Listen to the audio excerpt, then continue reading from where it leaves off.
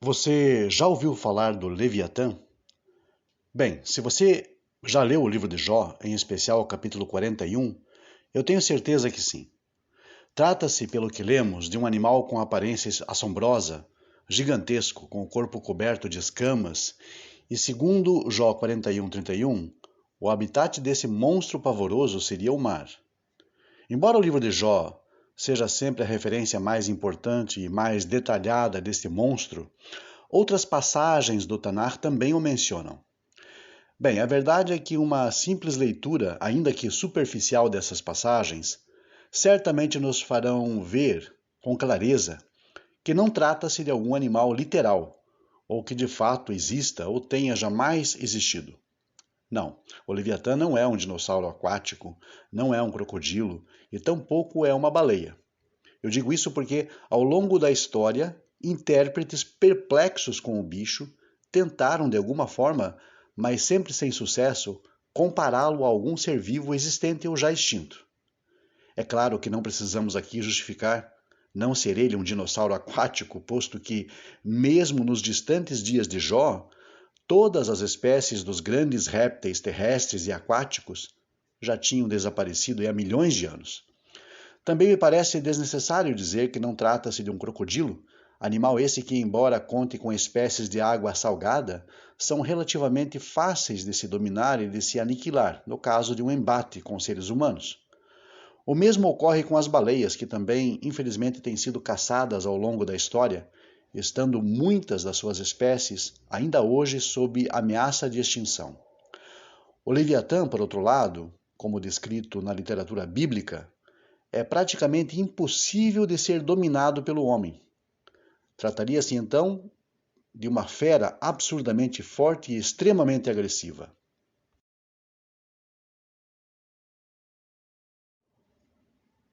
A visão judaica acerca deste monstro bíblico é bastante diversificada e repleta de noções folclóricas e mitológicas, que às vezes podem nos parecer absurdas. De acordo com o Midrash Yalkut Shimoni, sobre Gênesis 12, o Leviatã foi criado no quinto dia. Originalmente, Deus teria criado um Leviatã macho e uma fêmea, mas para que a multiplicação da espécie não destruísse o mundo, ele então teria matado a fêmea, reservando a sua carne para um grande banquete que seria oferecido então aos justos quando dos dias do Messias. Rabi Yohanan, de quem herdamos quase todas as Haggadotas, lendas sobre este monstro, descreve o tamanho espetacular do bicho no Talmud, no tratado Bava Batra 90.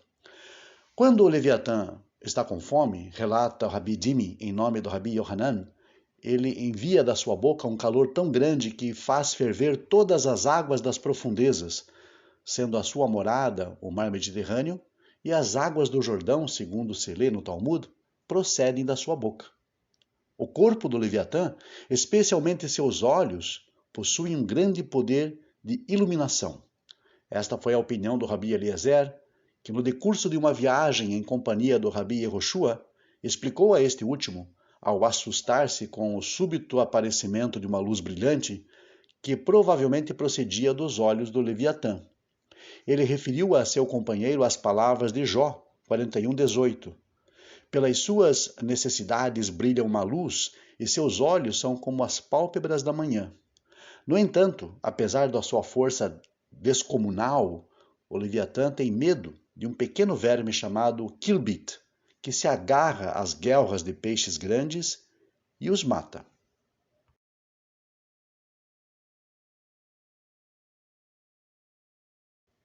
É muito provável que o Leviatã, tal como o encontramos na Bíblia, tenha sua origem real no mito ugarítico de Lotan, que significa enrolado. Segundo a lenda, Lotan foi um animal criado por Yam, deus do mar. O Lotan foi derrotado e morto pelo deus da tempestade Baal-Hadad. com a ajuda de Anat, sua irmã. Lotan parece ter inspirado a lenda do Leviatã, derrotado por Deus no livro de Jó, em Isaías 27:1. Ainda que ali, certos estudiosos, como Lambert, afirmam que a referência ao Leviatã é uma citação direta retirada de um texto ugarítico. E nesta passagem em particular, em Isaías 27:1, o Leviatã é uma alusão ao Império Babilônico. Essas Haggadot, essas lendas relativas ao Leviatã, são interpretadas como alegorias por todos os comentaristas, com exceção de alguns ultraconservadores, como Bachya Ben Asher. De acordo com Maimônides, ou Ramban, o banquete é uma alusão ao gozo espiritual do intelecto, de acordo com o seu comentário sobre Sanhedrin 40. O nome do bicho, o nome do monstro, diz ele, é derivado de juntar, unir, e designa um monstro imaginário no qual são combinados os mais diversos animais. Já na literatura cabalística, o Leviatã perfurante, o Leviatã torto, são interpretados como referindo-se a Satã ou Samael e a sua esposa Lilith, enquanto Kimhi, Abravanel e outros consideram as expressões como alusões à destruição dos poderes que são hostis aos judeus. O mito conquistou a imaginação dos poetas, que introduziram na liturgia alusões ao banquete do Leviatã.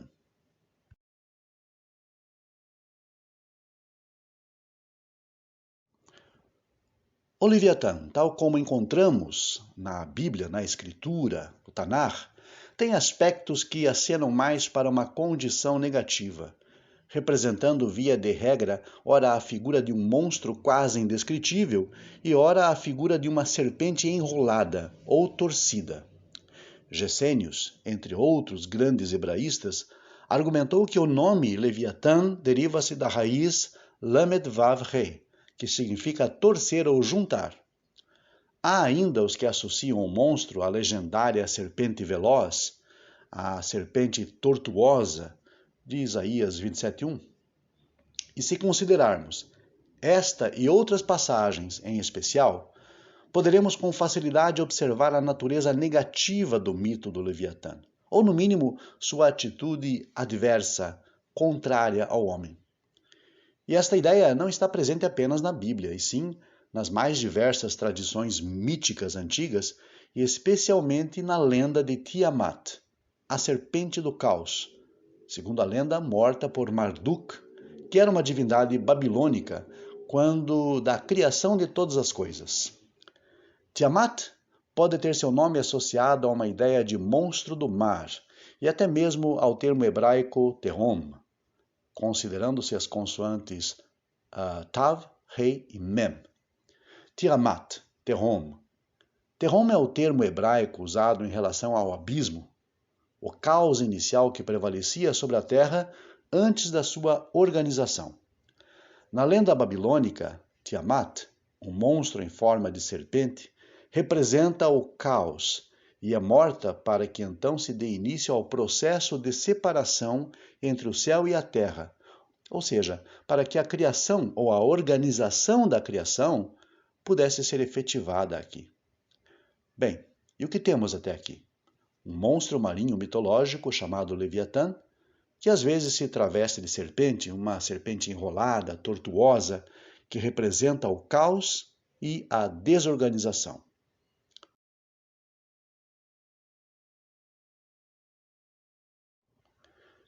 Bem, parece que desde o Éden nós nunca fomos muito bons para entender metáforas envolvendo serpentes, pois até hoje ainda há milhares de milhões que acreditam piamente que tal narrativa, por exemplo, é um fato histórico. Sem menosprezar a inteligência alheia, animais não falam. E se aquela serpente falou, tanto Adão quanto Eva, por exemplo, teriam se surpreendido, pois não vemos eles falando com outros animais naquele jardim. E havia vários animais ali, de acordo com o relato, em sua leitura superficial. Certamente nem mesmo a narrativa edênica pretende ver tal maravilha como um ato corriqueiro ou mesmo ser compreendida como algo real. Da mesma forma, um animal segundo a descrição do relato bíblico é impossível na fauna conhecida. O Leviatã, segundo lemos, vive nas águas. Águas ou mares, na simbologia profética, refere-se a povos ou multidões, ou seja, pessoas, gente. Via de regra, essas águas são violentas e nos relatos do Tanar são referência constante às invasões de exércitos fortemente armados. Assim, se o Leviatã é a figura de uma serpente enrolada que vive nas águas caóticas e seu nome significa aquele que vai junto, o que acompanha as águas, ou seja, os homens, o que temos aqui? Sempre que a noção de uma serpente é mencionada na Escritura, o plano de fundo é o desejo, a vontade e também a astúcia. O ambiente onde vivem nossos desejos, nossas vontades e também a astúcia é em nós mesmos, já que Tanar diz que águas é igual a pessoas. Logo, o Leviatã nada mais é do que uma representação da nossa inclinação para o mal, algo que é enroscado ou enrolado à nossa própria existência, que vive em nós e que é extremamente difícil de ser dominada, pois, pelo que lemos na Torá, a inclinação do homem é má desde a meninice. A figura de linguagem usada no livro de Jó, justamente para nos mostrar que o patriarca percebeu a dificuldade de dominar a si mesmo bem no final do relato, nos evidencia isso. Ao longo da narrativa de sua história, Jó busca mais justificar-se diante de Deus, alegando a sua fidelidade e apegando-se a ela, até que no final ele se dá conta e percebe seu erro e diz: quem é este que sem conhecimento encobre o conselho? Por isso relatei o que não entendia, coisas que para mim eram inescrutáveis e que eu não entendia. Escuta-me, pois, e eu falarei, eu te perguntarei e tu me ensinarás. Com o ouvir dos meus ouvidos ouvi, mas agora meus olhos te veem. Por isso me abomino e me arrependo no pó e na cinza. Jó 42, 3 a 6. Curiosamente, um dos sentidos do nome de Jó é antagonista, contraponto ou mesmo inimigo.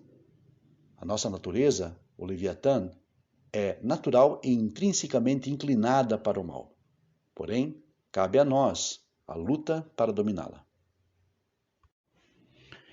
E como sempre, a nossa mensagem final: se você gostou desse vídeo, curta e compartilhe. Se ainda não é inscrito, inscreva-se já e ative as notificações. No canal Monoteísmo Racionalista, teremos sempre estudos da Torá, da Parashá, vídeos sobre temas polêmicos e também muito conhecimento da língua hebraica. Fique conosco e até o próximo vídeo.